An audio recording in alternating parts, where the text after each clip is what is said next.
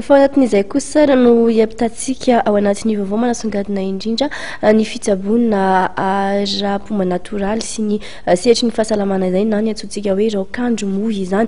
Nisy indrindra raha moa ny fiainana izay notanterahiny Astrama androany tetsy amin'ny plan Anosy. Nafantatra dia efa nankatoavy ny ministerin'ny fahasalamam-bahoaka sy ny vondrona raisam-pirenena misahana ny fahasalamana tokoa mantsy ny andraikitry ny fitsabonana nentim-paharazana eo amin'ny fitsabonana imponina. Mifameno sy afaka miara-miasa tsara araka izany ny mpitsabo nentim-paharazana sy ny mpitsabo moderna araka ty tatitra hoentiny avaka Andriamanala sy Stefana Razafimanjy amin'ity hatrany.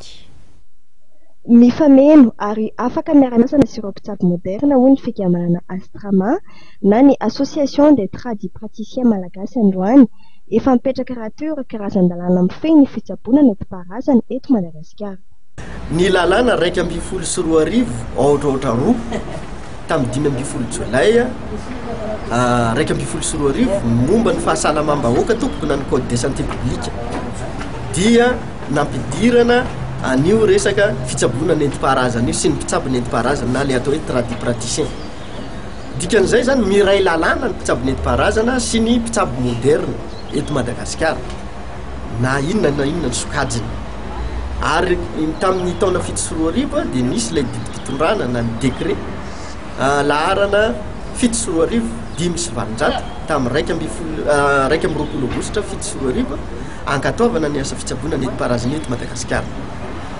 5 nisy ilay convention na fifanarahana lasitra nataon'ny ministerin'ny fahasalamana sy ny fikambanam-pirenena mpitsabo nentim-paharazana mametraka fa ny fitsabona nentim-paharazana dia apetraka hitovy lenta amin'ny ataon'ny moderne saingy tsy mifampitsabaka ireo samy manao ny azy fa asa masina ho an'ny fahasalamam-bahoaka sy ny tontolo mpiainana ara-tsosialy moa no atao dia tsy maintsy mifameno mifanaraka zay zany tompony azy. Hatreto misy efajato ireo mpikambana eo anivon'ny Astrama izay manana karatra manamarina fa manao ity asa mampitsabo nentim-paharazana azy ity izay ny fikambanana no manome azy.